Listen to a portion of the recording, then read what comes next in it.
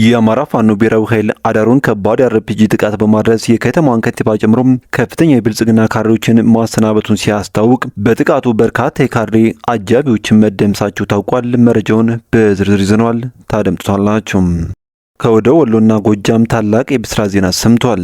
ይህም በዝርዝር የምንመለከተው ሌላኛው መረጃችን ነው። በስፋት ትሰሙታላችሁ።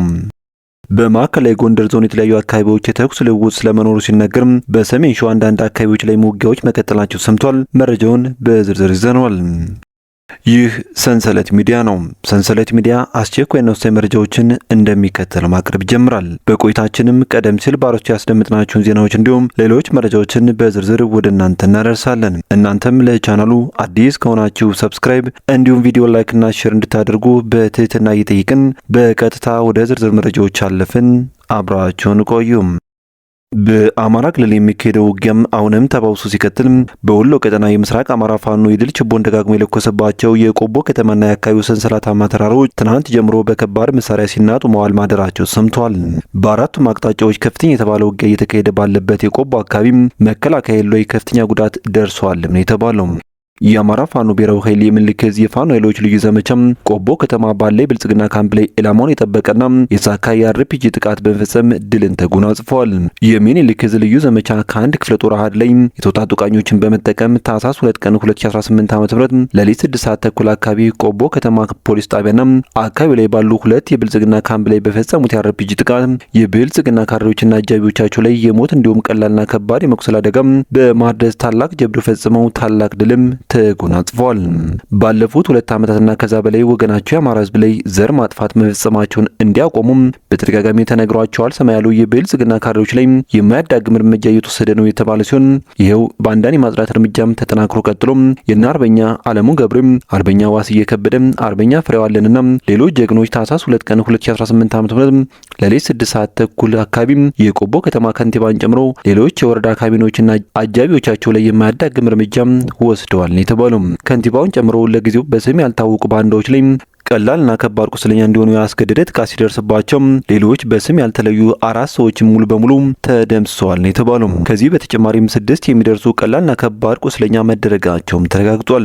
በዚህ ጥቃት በከፍተኛ ሁኔታ የተደናገጡትና ለአገዛዙ ብልጽግና ሰዎችም ሽንፈታቸውና ውርደታቸውን ህዝብ እንዳያይባቸው በሚል የሞቱን ባንዳዎች ደብቀው በሌሊት ወደ ጉባ ላፍቶ ወረዳ ሐራ ከተማ ወስደው እንደቀበሯቸውም ለማወቅ ተችሏል። ይህ ድንቅ የሌሊት የከተማ ቀዶ ጥገና በታሰበው ልክ እንዲሳካና ግቡን እንዲመታ ዞብል አምባ ክፍለ ጦር 4ኛ ሻለቃ ወይም በረኛው ሻለቃ ቃኞች፣ ሐውጃኖ ክፍለ ጦር ቃኞች እንዲሁም የድቢና ወርቄ ቆቦ ከተማ ወሳኝ የሚባሉ ቦታዎች ላይ በመዝጋት ጉልህ ሚናም ተጫውተዋል የተባለው። ባንዳን የማጽዳት ተግባር በቀጣይም ለድል በቅተን የህዝባችን ነጻነትና ህልውና እስከምናረጋግጥ ድረስ ተጠናክሮ ይቀጥላል ሲል የምኒልክ ዕዝ ልዩ ዘመቻ መምሪያ አስታውቋል። በአጠቃላይ በቆቦ ከተማ ፋኖ በፈጸመው የተሳካ የላውንቸር ጥቃት በርካታ ባንዶች ሲደመሰሱ የከተማው ከንቲባ አቶ ኃይሉ አብን ጨምሮ በርካቶች መቁሰላቸው ታውቋል። ጥቃቱ በሌሊት የተፈጸመ ሲሆን በዚህም በከተማው ወታደራዊ ካምፖች ላይ ከባድ ጉዳት መድረሱን ይሰማው። ያገዙ ኃይሎች ፋኖ ፈጸማቸው የላውንቸር ጥቃት የተገደሉባቸው ወታደሮችና ካድሬዎችን ከወረዳው ውጭ አውጥተው የቀበሩ ሲሆን ቁስለኞቹን በድብቅ እያሳከሙ መሆኑንም የምኒልክ ዕዝ መረጃው ደርሶኛል ሲል አስታውቋል። ፋኖ በየዕለቱ ከሚያደርጋቸው የጨበጣ ውጊያዎች በተጨማሪም ጸረ ታንክና ሌሎች ከባድ መሳሪያዎችን በመጠቀም በጠላት ወታደሮች ላይ አውዳሚ ጥቃት መሰንዘሩን አስታውቋል። በተመሳሳይ ከትናንት ጀምሮ ከፍተኛ ትንቅንቅ የሚደረግባት የደላንታ ወረዳ በዛሬው ዕለትም ቁጥሩ ከፍተኛ የሆነም የመከላከያ ኃይል ቢጨመርም ገብቶ ከመቅረቱ ውጭ እድል እየራቀው ስለመምጣቱ ሲነገርም ከወገል ጤና ወደ አምባሰል ደስ የሚወስደው የተንታ አካባቢ ከፍተኛ እድል እየተመዘገበበት መሆኑን የፋኖ የመረጃ ምንጮች ጠቁመዋል። በተመሳሳይ ከወገል ጤና እስከ ፀሐይ መውጫ ባለው መስመርም በመከላከያና በፋኖዎች መካከል በተደረገ የጨበጣ ውጊያ የመከላከያ ኃይሉ ከፍተኛ ኪሳራ መድረሱ ተሰምቷል።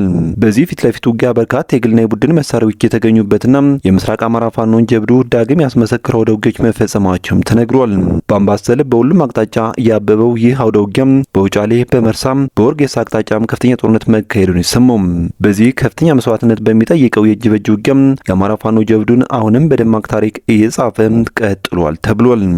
ይህ በእንዲህ እንዳለም የአማራ ፋኖ ብሔራዊ ብሔራዊ ኃይል ምስራቅ አማራ ቀጠና ሚኒልክ ዕዝ ላስታ ጀነራል አሳምነው ጽጌ ኮር ጀነራል ኃይሉ ከበደ ክፍለ ጦርና አሳምነው ኮር ሁለት አውጃኖ ክፍለ ጦር ቃኞች በጥምረት በወሰዱት አጸፋዊ ምላሽ ያገዙት ብልጽግና ሰራዊት አይቀጡ ቅጣት ተከትሎ ወደ ነበረበት እንዲመለስ መደረጉ ታውቋል።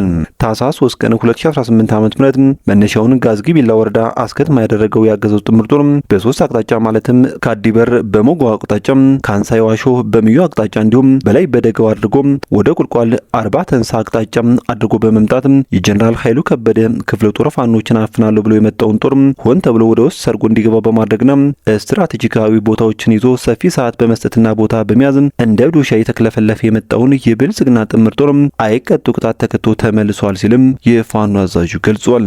ከታህሳስ 2 ቀን 2018 ዓ.ም እስከ ታህሳስ 3 ቀን 2018 ዓ.ም ለተከታታይ 2 ቀናት በመድፍ በሞርተርና በዲሽቃ የታገዘ ጥቃት የከፈተ ቢሆንም ተወርዋሪዎቹ የጀነራል ኃይሉ ከበደ ልጆችና የወንድሞቹ ጋሻዎች ምስራቆቹም የአውጃኖ ክፍለ ጦር ቃኞች በቅንጅት ታህሳስ 3 ቀን 2018 ዓ.ም ከረፋዱ 4 ሰዓት እስከ ምሽት 1 ሰዓት ከ30 ድረስ ጠላትን በሚገባው ቋንቋ አነጋግረው ከ16 በላይ ሙትና 18 ያህል ቁስለኛውን ይዞ ወደ ነበረበት ጉድጓድ መሸሽገው አስከትማም አስፈርጥጠው መልሰውታልም ተብሏል። በመጨረሻም የአማራና የአገው ህዝብ ህልውናነቱ እስካልተረጋገጠ ድረስ በቁርጥ ቀን ልጆቹ በጋራና በቅንጅት በመከትና በመደምሰስ ተከባብረና ተቻችለ የምኖርባትን የአባቶቻችን ኢትዮጵያን እንመሰርታለን ሲሉም የአውጃኖ ክፍለ ጦር ከፍተኛ አመራር አርበኛ ፋኖ ካሳ አበበና የጀነራል ኃይሉ ከበደ ክፍለ ጦር ዋና አዛዥ አርበኛ ፋኖ ታስዋለልኝ በጋራ መልእክታቸውን አስተላልፈዋል።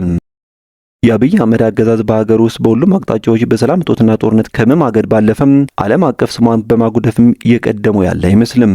የብልጽግና አገዛዝ ባለፉት 7 ዓመታት በተለይም በአማራና በትግራይ ክልል ጦርነቶችን ቀዳሚ አጀንዳ በማድረግ ትግራይና አማራን አጥፍቶ ለታላቅ ኦሮሚያ ግንባታ አሁንም እየታተረ ይገኛል። በአማራ ህዝብ ላይ ያደረሰው መከራና ጦስ በማስከተል ደግሞ ደጋግሞ ወደ ክልሉ ወታደራዊ ኃይልን በገፍ በማስገባት የከበሩ ከባድ መሳሪያ ማራገፊያ አድርጎት ከርሟል። በተለይም ከባለፉት 3 ዓመታት ጀምሮ እስካሁን ድረስ የሚካሄዱ ውጊያዎች የበርካታ ንጹሃን አማራዎችን ህይወት ሲቀጥፉ ሌሎችን ደግሞ ቤተሰብና ንብረት አልባ አድርጓቸዋል። ሆኖም ለነጻነታቸው የተነሱት የአማራ ልጆች መንግስት ያነሳውን ነፍጥ ከመከት ባለፈም በርካታ አካባቢዎችና ዋና ዋና ከተሞችን በመቆጣጠር አይበገሪነታቸውን አስመስክረዋል። አሁንም እያስመሰከሩ ቀጥሏል።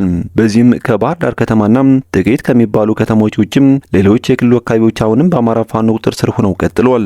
ሆኖም የፌዴራል ኃይሉ በንጹሃን ላይ ያደርስ ያለው የከባድ መሳሪያና የድሮን ጭፍጨፋ ሳያንስ ለፕሮፓጋንዳ ይረዳቸው ዘንድ የሰላም ጥሪ በሚል እየቀለዱ ለሚገኙት የብልጽግና ካድሮች ለፋኖ ይህንን የእጅ ሰጡ ጥያቄን ከመቀበል ይልቅ አዳዲስ ውጊያዎች እንደ አዲስ እንዲያገረሹ ምክንያት መሆኑም ተነግሯል።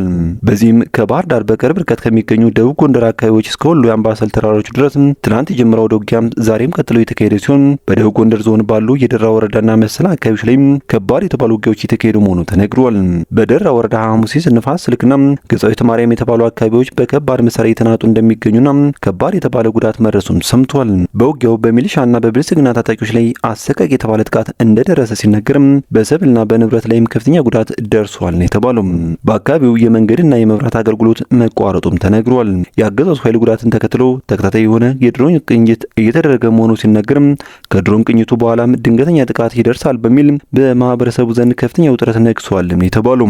ሆኖም በክንደ ነበልባሉ የአማራ ፋኖ ከፍተኛ ጉዳት ያስተናገደው የመከላከያ ኃይሉ ወደ አንበሳሚ አሁን ላይ መሸሹም ሰምቷል። በተመሳሳይ በማዕከላዊ ጎንደር የተለያዩ አካባቢዎች ተኩስ ልውውጥ ስለመኖሩም ተሰምቷል። በዞብላምባና ሐሙሲት በተባሉ የገጠር ከተሞች ላይ ከባድ ውጊያ ስለመካሄዱ ነው የተነገረው። በዚህ አካባቢ የተደረገው ውጊያ በአገዛዙ ኃይሎች ላይ ከፍተኛ ጉዳት መድረሱን የገለጹት የመረጃው ምንጮች በቀጠናው ከዚህ በፊት ተደጋጋሚ ውጊያዎች የተካሄዱ ቢሆንም በጎንደር ፋኖ አይበገሬነት ዛሬም ድረስ ነጻነታቸውን አስከብረው ቀጥለዋል ብለዋል። በተመሳሳይ ዛሬ አዳሩን በሰሜን ሸዋ አንዳንድ አካባቢዎች የተኩስ ልውውጥ ቢኖርም አብዛኞቹ ከተሞች ግን አሁን ላይ አንጻራዊ መረጋጋት ላይ መሆናቸው ሰምተዋል። ሆኖም በትናንትናው ዕለት ከፍተኛ ውጊያ ሲያስተናግዱ የነበሩት የሸዋሮቢት አካባቢ ገጠራማ ቦታዎች ዛሬም ረፋዱን ተመሳሳይ የሆነም የውጊያ ውሎና ዳር ማስተናገዳቸውን ምንጮች ከስፍራው አድርሰዋል።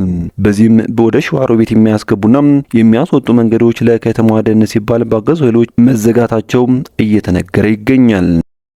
የተከበራችሁ ቤተሰቦች ከሰንሰለት ሚዲያ ለሰዓቱ የነበሩን መረጃዎች እነኝን ይመስሉ ነበር።